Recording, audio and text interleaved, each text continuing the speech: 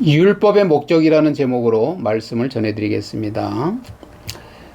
그런즉 우리가 무슨 말을 하리요? 율법이 죄냐? 그럴 수 없느니라. 율법으로 말미암지 않고는 내가 죄를 알지 못하였으니 곧 율법이 탐내지 말라 하지 아니하였더라면 내가 탐심을 알지 못하였으리라. 그냥 율법은 죄를 죄로 깨닫게 하는 기능을 한다라는 거죠. 그래서 여기도 그런즉 우리가 무슨 말을 하리요? 율법이 죄냐? 그럴 수 없다. 이렇게 말씀하잖아요. 율법이 죄가 아니다라는 말은 율법 자체에는 아무런 결함이나 악함이 없으며 율법은 전적으로 선하고 정의로운 하나님의 기준이라는 뜻이라는 거예요. 율법 자체가 우리를 죄짓게 만드는 것이 아니라는 거죠. 우리 안에 숨겨져 있던 죄, 탐심을 선명하게 드러내어 무엇이 죄인지를 보여주는 거울과 같은 역할을 하는 것이 율법이라는 거예요. 그래서 거울을 보고 얼굴에 묻은 더러운 먼지를 발견했다고 해서 거울이 더러운 것은 아니라는 거죠. 하나님께서는 인간으로 하여금 죄로 깨닫게 하여 인간들이 죄범하는 것을 억제하기 위해서 율법을 주신 거라는 거죠. 법이 없을 때는 내가 잘못을 해도 이게 정확히 어떤 죄인지를 모르잖아요. 그런데 율법을 주셨기 때문에 명확하게 구별을 해 놓으셨기 때문에 그것을 보고 율법을 보고 우리가 죄를 짓지 않도록 하게 하시기 위해서 하나님이 율법을 주신 거라는 거예요. 두 번째는 율법으로는 죄를 극복할 수가 없다라는 거죠. 항상 말씀드리는 거지만 로마서 3장 23절에도 그렇게 말씀하고 있지만 그러나 죄가 기회를 타서 계명으로 말미암아 내 속에서 온갖 탐심을 이루었나니 이는 율법이 없으면 죄가 죽은 것임이라. 전에 율법을 깨닫지 못했을 때에는 내가 살았더니 계명의 이름에 죄는 살아나고 나는 죽었도다. 생명에 이르게 할 그 계명이 내게 대하여 도리어 사망에 이르게 하는 것이 되었도다. 율법을 잘 지키면 다 지킬 수 있으면 생명을 얻는 거죠. 그런데 우리는 죄성이 있기 때문에 다 지키지 못하잖아요. 그래서 우리에게 사망이 되는 거예요. 그래서 율법 자체는 선한 것이지만 우리 안에 죄성이 율법을 기회로 삼아서 오히려 하지 말라고 한 것을 더 하고 싶도록, 그죠?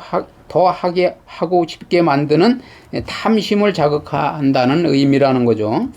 율법을 제대로 알지 못했을 때는 스스로 의롭다고 하면 여기 살았다고 그러잖아요.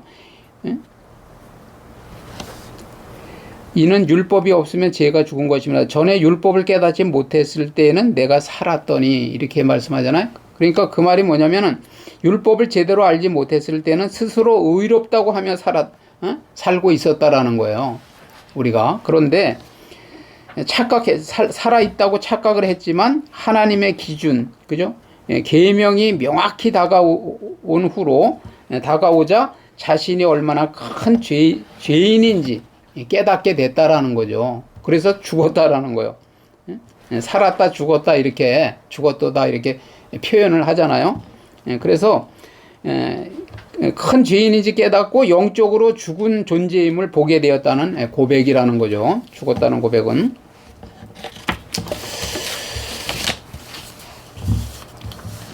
원래 율법은 인간을 바른 길로 인도해서 생명에 이르게 하려고 주어진 것이라는 거예요. 그런데 죄로 오염된 인간은 그 율법을 다 지킬 수 없기에 결국 사망이라는 심판 아래 놓이게 만드는 역설적인 결과를 낳았다는 뜻이라는 거예요. 세 번째는 하나님의 말씀을 정확하게 알지 못하면 사단에게 속게 된다라는 거죠. 죄가 기회를 타서 계명으로 말미암아 나를 속였다고 그러잖아요.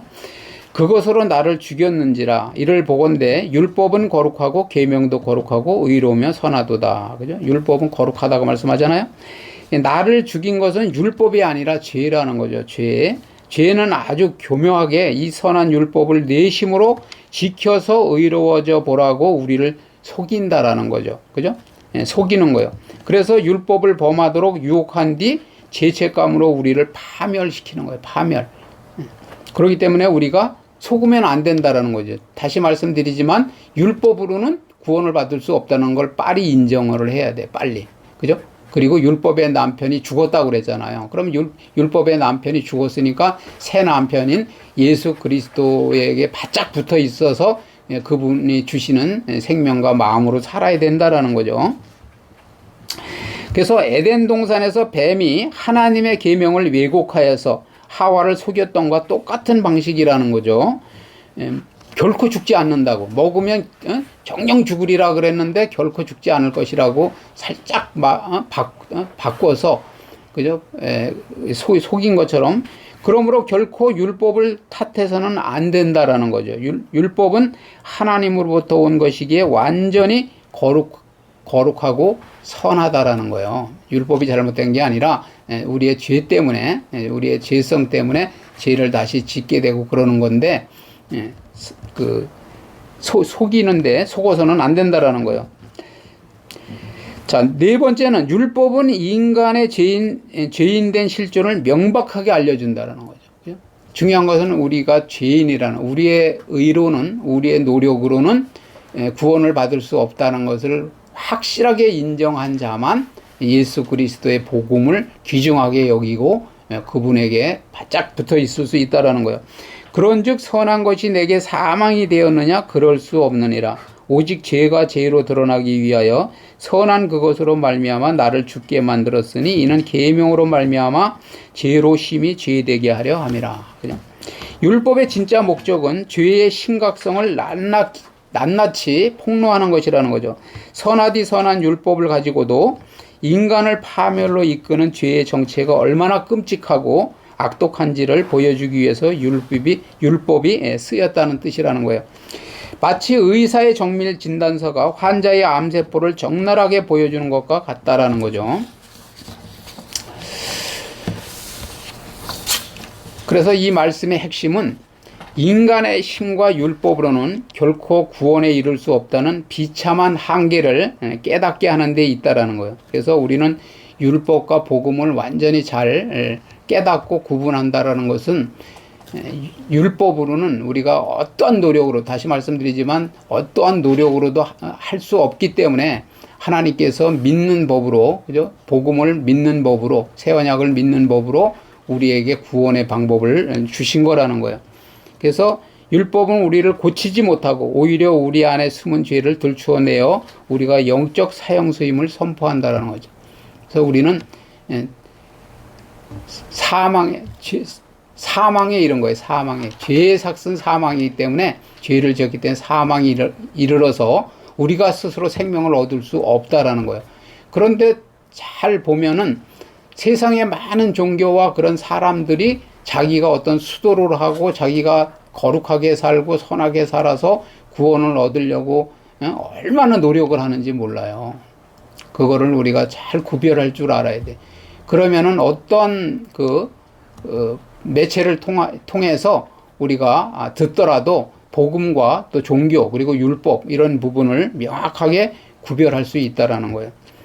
그래서 바울이 이렇게 절망적인 이야기를 늘어놓는 이유는 하나라는 거죠. 그러므로 우리에게는 내 힘이나 율법이 아니라 오직 예수 그리스도의 은혜와 십자가가 절대적으로 필요하다는 결론으로 이끌어가기 위한 거예요. 그래서 장황하게 로마서 1장서부터 쭉 율법에 대해서 계속 설명을 하잖아요.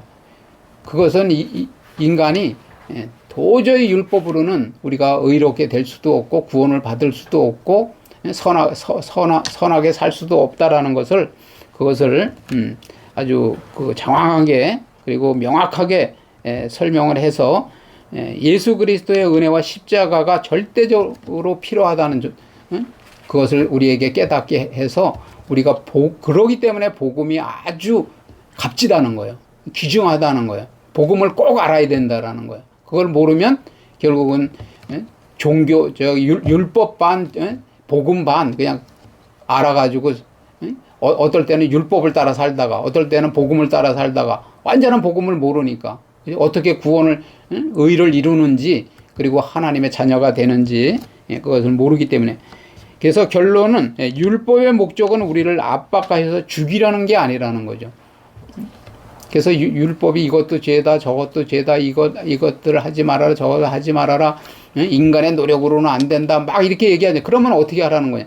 결국은 우리를 죽이려는 것이 아니라 율법을 통해서 우리의 한계를 깨닫게 하는 거야. 한계를 그러니까 율법도 철저하게 지켜보지 않은 사람이 율법주의로 사는 거예요.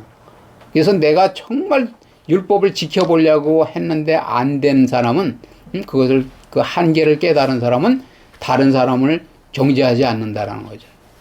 내가 아무리 해봐도 안 되는데 다른 사람이 잘못할 수 있는 거죠. 저 사람도 나와 같은 한계가 있는 사람이라는 거예요. 그렇기 때문에 정죄하지 않는다는, 판단하지 않는다는 거예요. 분별은 해야 돼요. 분별은. 그런데 판단하지 않는다. 그래서 중요한 것은 유일한 구원자이신 예수 그리스도, 그죠? 은혜의 품으로 달려가게 만드는 것이 율법의 목적이에요. 목적. 우리는 그래서 예수 그리스도가 필요하고 꼭 복음을 알아야 되고 예수 그리스도의 품으로 달려가서 그분과 함께 그분이 우리의 머리가 되고 우리가 그분의 몸이 되어서 그분이 주는 생각과 마음으로 살면 그죠? 우리는 구원을 받고 의롭다고 인정을 해주시고 또 죄를 이기고 사탄을 이길 수 있는 그런, 왜냐면 주님이 우리의 머리가 되시기 때문에 그분이 하라는 대로 힘과 능력과 지혜를 주실 때 그대로 살면 우리가 승리할 수 있다라는 거예요. 그래서 질병을 정확히 진단해야, 그죠? 그것이 율법이 그런 역할을 한다라는 거죠. 비로소 의사를 찾아가 치료를 받는, 그죠? 복음으로 치료를 받는 거예요. 그래서 받는 것과 같은 이치라는 거죠. 그죠? 내 질병이 어떤 상태인지를 모르면 어디서부터 어떤 방법으로 치료를 해야 되는지를 모르잖아요. 그렇죠? 그런 것처럼 율법은 그러한 그 진단하는 역할을 한다는 거예요. 우리가 연약하다는 거, 그죠? 우리는 연약하기 때문에 율법을 다 지킬 수 없는 죄성이 있는 그런 존재라는 거. 그죠? 그래서 예수 그리스도를 믿을 수밖에 없는, 그분을 의지할 수밖에 없는 그 복음을 꼭 알아야 된다는 그런 이치를 설명하고 있는 거라는 거죠. 그래서 율법의 목적을 우리가 바르게 알아야 돼요. 바르게. 완전한 복음을 알아야 돼요. 갈라디아에서 나오는 것처럼 거짓 복음을 믿으면 안 돼. 그런데 수많은 사람들이 수천 명, 수만 명, 수십만 명이 올바른 복음을 모르고 잘못된 다른 복음, 그죠? 거짓 복음에 빠져서 거기가 정말 구원이 있다고 생각하고 헛된 인생을 낭비하면서 지옥으로 달려가는 사람들이 너무 많다라는 거예요. 그러니까 우리가 이 로마서를 통해서 올바른 복음을 올바로 알아야 된다는 거죠. 그래서 율법의 목적을 바르게 알고 또 예수 그리스도를 간절히 붙잡음으로써 성령의 열매를 풍성하게 맺는 저와 여러분이 되시기를 주님의 이름으로 축원을 드립니다. 아멘.